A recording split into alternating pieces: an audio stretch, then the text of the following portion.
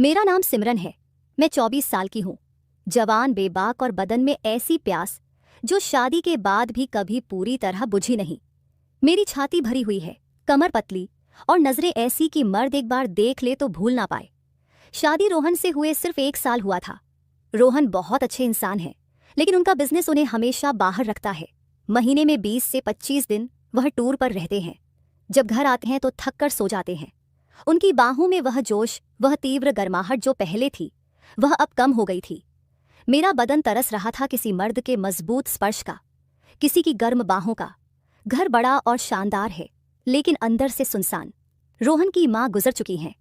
घर में सिर्फ मैं, रोहन और मेरे ससुर शिवराज जी रहते हैं। शिवराज जी 52 साल के हैं, लेकिन उम्र का असर बिल्कुल नहीं। रिटायर्ड आर्मी ऑफिसर, चौड़ा सीना, मजबूत बाजू, लंबा कद, सफेद दाढ़ी में एक अलग मतदानगी। उनकी आंखें गहरी हैं, आवाज भारी और गर्म। जब वह मुझे देखते हैं तो लगता है जैसे अंदर तक पढ़ रहे हो। शुरुआत में सब सामान्य था। वह मुझे बहू कहते, मैं उन्हें ससुर जी। लेकिन रोहन के ज्यादा बाहर रहने से घर में ज्यादातर मैं और शिवराज जी ही रहते। एक दिन जबरदस्त गर्मी थी। मैं किचन में ठंडा शरबत बना रही थी। शिवराज जी अंदर आए, सिर्फ लुंगी और बनियान में पसीने से तर। उनका चौड़ा सीना चमक रहा था। बोले, बहू कुछ ठंडा पिलाओ ना, गला सूख रहा है। मैंने गिलास बढ़ाया तो गलती से शरबत उनकी बनियान पर गिर गया। मैंने जल्दी से कपड़े से पोंछना शुरू किया। मेरा हाथ उनकी गरम सख्त छाती पर रुका। उनकी धड़कन तेज थी। वो मेरी आंखों में देखते रहे। धीमी गहरी आवाज में बोले, बहू तुम्हारा हाथ भी तो बहुत गर्म है, या मुझे ही आग लग रही है। मैं शर्मा गई, लेकिन हाथ नहीं हटाया। उस पल में कुछ देर हम ऐसे ही खड़े रहे। उस दिन से उनकी नजरें बदल गईं। कभी किचन में पीछे से गुजरते हुए मेरी कमर पर हाथ रख देते, कभी रात को मूवी देखते वक्त मेरे बगल में बैठ जाते, कंबल के अंदर हाथ मेरी जांघ पर रख देते। कभी सुबह मेरे कमरे में आते और बेड के पास खड़े होकर मुझे देखते रहते, जैसे मुझे अपना बना लेना चाहते हो। मैं रोकती नहीं थी, क्योंकि रोहन की गैर मौजूदगी में मेरा बदन तरस रहा था। शिवराज जी की नजरें, उनका मजबूत बदन, उनकी गहरी आवाज, सब कुछ मुझे बेचैन कर रहा था। एक रात रोहन फिर टूर पर गए। घर में सिर्फ हम दोनों थे। उस रात रोहन फिर टूर पर थे। घर में सिर्फ मैं और ससुर जी थे। बारिश बहुत तेज हो रही थी, बिजली कड़क रही थी, और अचानक पूरी लाइट्स चली गई। घर में घूप अंधेरा छा गया। मैं अपने कमरे में लेटी थी। दिल तेज धड़क रहा था, नींद नहीं आ रही थी। ससुर जी की वह नजरें, उनका स्पर्श, उनकी गहरी आवाज, सब याद आ रहा था। मेरा बदन सुलग रहा था, जैसे सालों की प्यास एक साथ उबाल मार रही हो। अचानक दरवाजा खटका।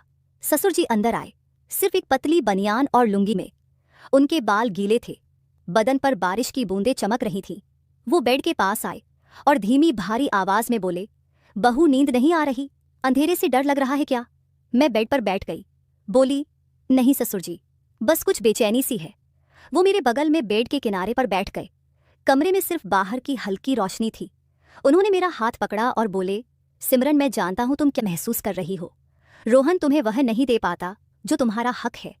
मैं तुम्हारी आंखों में वह प्यास देखता हूं जो मुझे भी जला रही है। मेरा दिल पागलों की तरह धड़कने लगा।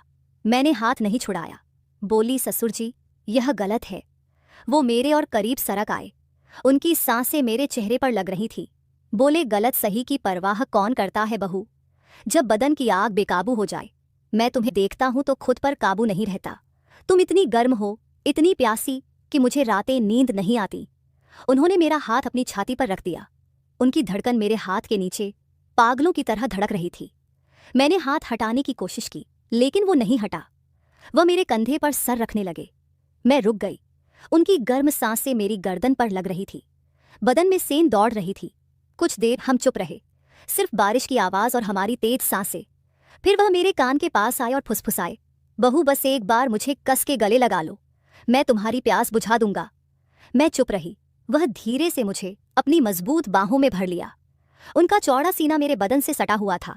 मैंने भी आंखें बंद करके उन्हें कस के पकड़ लिया। उनकी छाती मेरे सीने से दब रही थी। दिल की धड़कनें एक दूसरे से टकरा रही थी।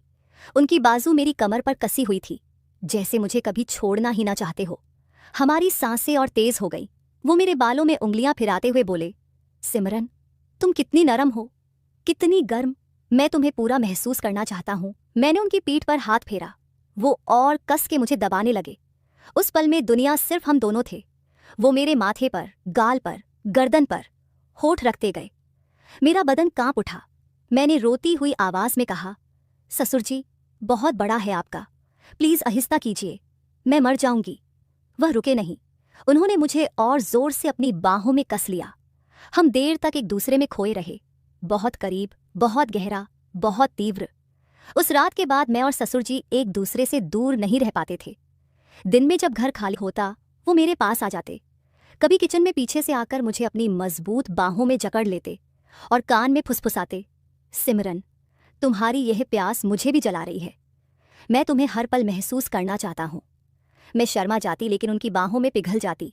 उनकी चौड़ी छाती मेरे पीठ से सटी होती, उनकी सांसें मेरी गर्दन पर लगती और मेरा बदन कांप उठता। एक दिन रोहन फिर 10 दिन के विदेश टूर पर गए। घर में सिर्फ हम दोनों थे। शाम को मैं नहाकर निकली। लाल रंग की पतली साड़ी पहनी थी जो मेरे भरे हुए बदन से चिपक रही थी। बाल गीले थे, खुशबू फैली हुई थी। ससुर जी लिविंग रूम में बैठे थे। मुझे देखते ही उनकी आंखें जल उठीं। वह उठे और मेरे पास आए। बोले, बहू, तुम आज मौत लग रही हो। मैं खुद को रोक नहीं पा रहा। मैंने कुछ नहीं कहा। वो मेरे सामने खड़े हो गए। उनकी नजरें मेरे चेहरे से नीचे सरक रही थीं। उन्होंने धीरे से मेरी कमर में हाथ डाला और मुझे अपनी तरफ खींच लिया। मैं उनके सीने से टकरा गई। उनकी बाजू मेरी कमर पर कसी हुई थी। वह बोले, सिमरन, मैं तुम्हें पूरा अपना बनाना चाहता हूँ। तुम मेरी हो, सिर्फ मेरी। मेरा दिल पागलों की तरह धड़क रहा था। मैंने उनकी छाती पर हाथ रखा और बोली, ससुर जी, यह आग बहुत तेज है, मैं डर रही हूँ। वो मुस्कुराए और मेरी गर्दन पर होंठ रख दिए। उनकी गर्म सांसें, उनका स्पर्श, मेरा बदन सुलग उठा। मैंने उन्हें कस के गले लगा लिया। हम सोफे पर गिर पड़े। वह मेरे ऊपर थे। उनका मजबूत बदन मेरे बदन को दबा रहा था। उनके हाथ मेरी पीठ पर, कमर पर, जांघों पर फिर रहे थे। मैंने उनकी बनियान खींचकर उतार दी। उनकी चौड़ी छाती, सख्त मसल्स मेरे सामने थे। मैंने उनकी छाती पर होठ रख दिए। हमारी सांसें मिल रही थी। वो मेरे कान में बोले, सिमरन, तुम कितनी नरम हो, कितनी गर्म, मैं तुम्हें कभी नहीं छोड़ूंगा। मैंने आंखें बंद कर ली। हम बहुत करीब आ गए थे, बहुत गहरे, बहुत तीव्र। मैंने चीख कर कहा, ससुर जी, बहुत बड़ा है आपका, प्लीज आहिस्ता कीजिए, मैं मर जाऊंगी। वो रुके नहीं। उन्होंने मुझे और कस के अपनी बाहों में भर लिया। हम देर तक एक दूसरे में खोए रहे। बदन की आग चरम पर थी। वह पल इतना तीव्र था कि मुझे लगा मैं पिघल जाऊंगी। मेरी चीखें धीरे धीरे कराहट में बदल गईं और फिर मजे की आवाज़ें कमरे में गूंजने लगी। उस शाम के बाद मैं और ससुर जी पूरी तरह एक दूसरे के हो चुके थे। रोहन के बाहर रहते हम हर पल एक दूसरे के लिए जीते। सुबह उठते ही ससुर जी मेरे कमरे में आते, मुझे बिस्तर पर ही अपनी मजबूत बाहों में भर लेते। दिन में जब मन करता, किचन में, सोफे पर, छत पर हम करीब आ जाते। उनकी चौड़ी छाती मेरे बदन से सटी रहती। उनकी गर्म सांसें मेरी गर्दन पर लगती। उनकी बाजू मेरी कमर को कस के जकड़े रहती। मैं उनके स्पर्श में खो जाती।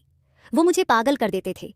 हर बार जब हम बहुत करीब आते, मैं चीख कर कहती, ससुर जी, बहुत बड़ा है आपका, प्लीज आहिस्ता कीजिए, मैं मर जाऊंगी।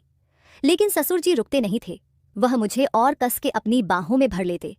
मेरी चीखें धीरे धीरे कराहट में बदल जाती और फिर मजे की आवाज़ें कमरे में गूंजने लगती। वो रातें हमारे लिए स्वर्ग थी।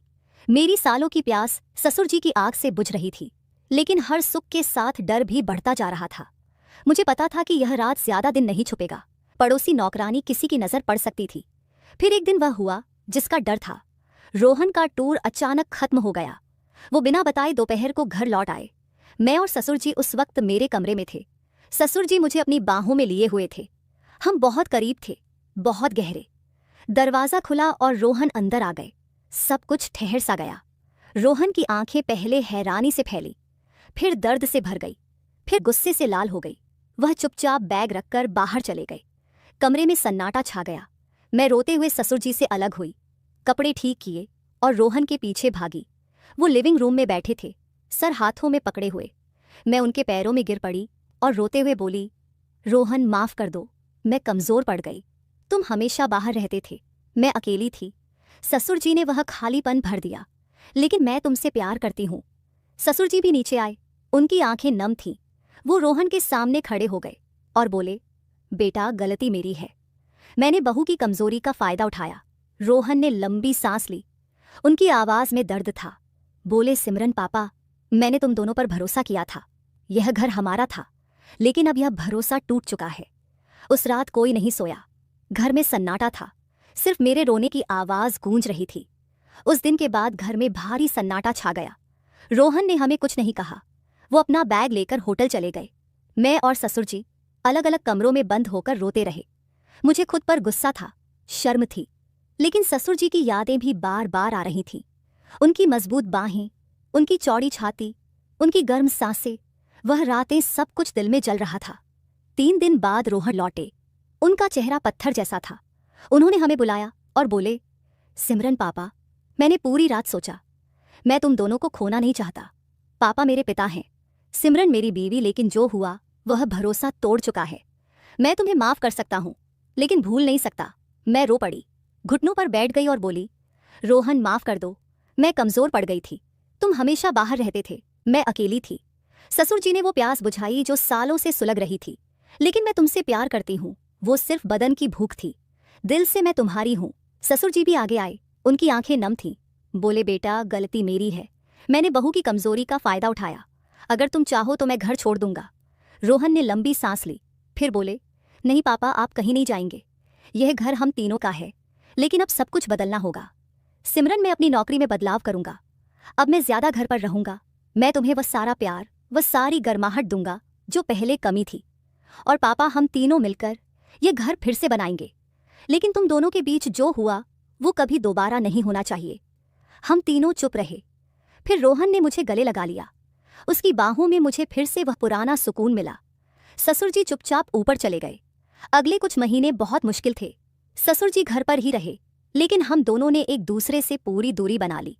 नजरें मिलती तो दिल धड़क जाता, लेकिन हम मुड़ जाते। रोहन अब सच में बदल गए थे। वो पहले की तरह विदेश टूर कम करने लगे। रातें फिर से हमारी हो गईं। रोहन ने मुझे वह सारा जोश, वह सारी गर्माहट दी जो पहले कमी थी। हमारा रिश्ता पहले से ज्यादा मजबूत हो गया। मैंने कोशिश की कि ससुर जी को भूल जाऊं, लेकिन पूरी तरह भूल नहीं पाई। एक दिन ससुर जी ने मुझसे अकेले में बात की। बोले, बहू, मैं जा रहा हूं। गांव में अपना पुराना घर है, वहीं रहूंगा। रोहन को खुश रखना, लेकिन याद रखना, तुम मेरे दिल में हमेशा रहोगी। वो रातें, वो गर्माहट मैं कभी नहीं भूलूंगा। मैं रो पड़ी, उन्हें आखिरी बार गले लगा लिया। बोली, ससुर जी, आप भी खुश रहिए। वह सब एक सपना था जो खत्म हो गया। ससुर जी चले गए। अब घर में सिर्फ मैं और रोहन हैं। हमारा रिश्ता पहले से कहीं ज्यादा गहरा और गर्म हो गया है। रोहन मुझे वह सारा प्यार देते हैं जो पहले कमी था। लेकिन आज भी जब रात में अकेली होती हूँ, ससुर जी की वह मजबूत बाहें, वो चौड़ी छाती, वह तेज सांसें याद आती हैं। दिल में एक मीठा दर्द सा उठता है। मैं मुस्कुराकर आंखें बंद कर लेती हूँ। शायद वह प्यार था, शायद सिर्फ बदन की प्यास, लेकिन वो राज, वो आग मेरे अंदर कहीं आज भी